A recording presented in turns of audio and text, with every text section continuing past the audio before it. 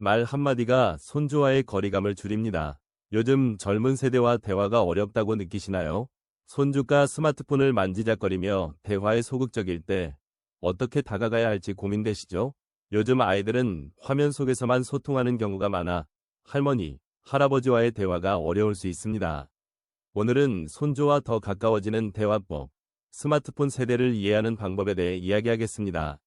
우리가 공유할 이야기와 팁들을 통해 손주와의 관계를 더욱 깊이 있게 만들어 보세요. 함께 시작해 볼까요? 영상이 도움이 되셨다면 구독과 좋아요 부탁드립니다. 큰 힘이 됩니다. 손주와의 대화가 점점 어려워지고 있진 않으신가요?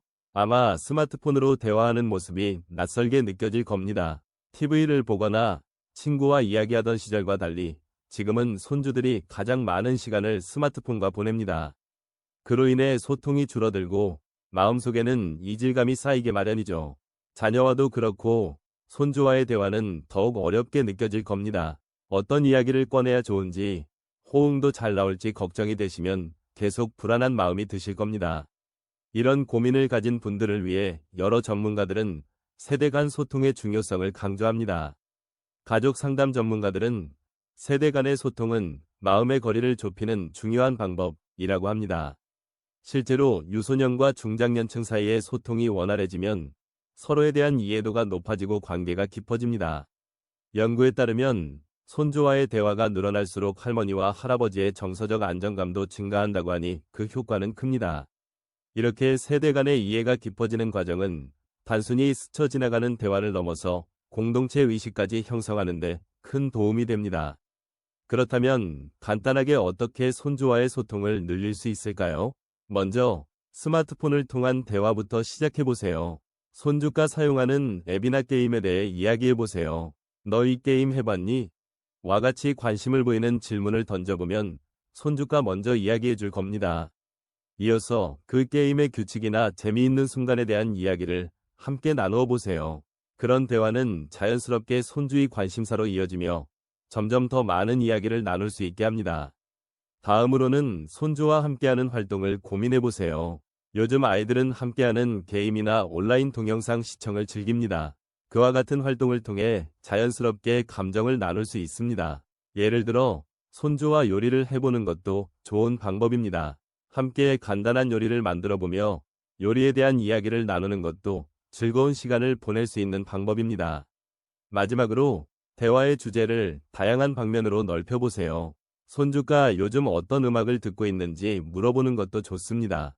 요즘 유행하는 곡 중에는 예전의 음악과 비교할 수 있는 많은 요소가 있습니다.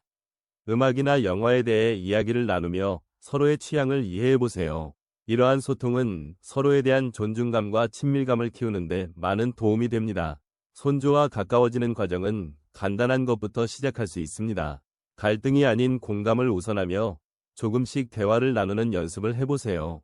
스마트폰 세대와의 소통, 어렵지 않습니다. 작은 관심에서 시작해볼까요? 손주와 더 가까워지는 대화법, 스마트폰 세대 이해하기. 먼저 제가 본 한 가족의 이야기로 시작해볼게요. 60대 은퇴 후 제 친구는 손주와의 관계를 더 깊게 만들고 싶어 했습니다. 그러던 중 손주가 게임에 빠져있는 모습을 보곤 걱정이 많아졌습니다. 그러나 그 친구는 손주에게 게임의 내용을 물어보며 대화를 시도했습니다. 처음엔 손주가 진지하게 대답하지 않았지만 시간이 지나면서 손주는 할머니가 관심을 보이는 것에 감동했습니다. 이후 자주 게임을 함께하며 게임의 원리나 캐릭터 이야기를 나누게 되었죠. 이렇게 대화가 시작되니 자연스레 다른 이야기도 할 수 있게 되었답니다. 이처럼 공감대를 만드는 대화는 정말 중요합니다. 손주가 좋아하는 것에 대해 먼저 질문하고 이해하려고 노력하는 것이죠. 가족과 화목하게 지내는 분들의 공통된 비결이 바로 대화의 시작입니다. 이들은 대화 중 기본적으로 경청하고 손주가 하는 이야기에 귀 기울이면서 공감해줍니다. 그러니 손주가 이야기를 꺼낼 때 진정으로 관심을 가져주세요. 이제 실제 생활에서 손주와의 대화를 어떻게 실천할 수 있을지 살펴볼까요? 먼저 주말에 가족이 함께 모이는 자리를 마련해보세요.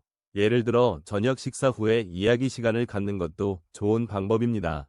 이때 스마트폰을 내려놓고 서로의 이야기를 듣는 것이죠.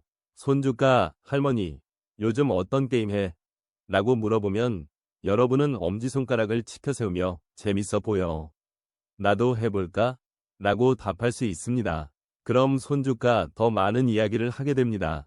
또한 자주 하는 통화나 문자를 통해 작은 일상적인 질문을 해보세요. 오늘 학교는 어땠니? 또는 무슨 게임이 제일 재밌어? 같은 질문들이 좋은 출발점이 됩니다. 정해진 시간에 통화하는 것도 방법이에요.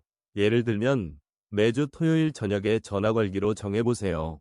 이렇게 연결된 시간은 소중한 대화의 순간이 될 겁니다. 그렇다면 주의할 점도 생각해보세요. 처음에는 손주가 반응이 없는 경우도 있을 수 있습니다. 아, 나한테는 관심이 없구나 라고 느낄 수 있지만 천천히 다가가면 됩니다. 제 어머니도 손주와의 대화에서 처음엔 수줍어 하셨지만 이제는 큰 소리로 내가 변호사면 좋을 텐데 하고 농담도 하세요. 실패를 두려워하지 말고 자연스럽게 즐겨주세요. 손주는 변하는 세대이고 여러분이 여전히 중요한 역할을 한다는 걸 기억하세요. 다양한 관심을 가지고 소통하며 완벽하지 않아도 괜찮다고 스스로를 격려하세요. 아이를 키우면서 배우고 성장하셨듯이 손주와의 대화에서도 또 다른 배움을 얻으실 수 있습니다. 그러니 편안한 마음으로 새로운 대화의 장을 열어보세요. 이 모든 과정이 손주와의 관계를 더욱 돈독하게 만들어줄 것입니다. 첫째, 핵심 메시지 요약. 결국 중요한 건 손주와 나누는 따뜻한 대화입니다.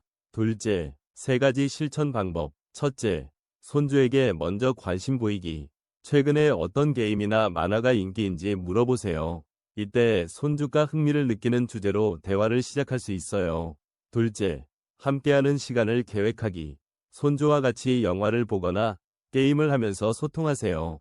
용어와 문화에 대해 설명해주면 이해가 깊어질 거예요.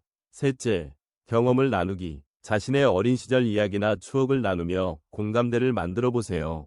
손주가 당신의 이야기를 듣고 더 가까워질 거예요. 셋째, 격려와 응원. 작은 변화가 모여 큰 변화를 만듭니다.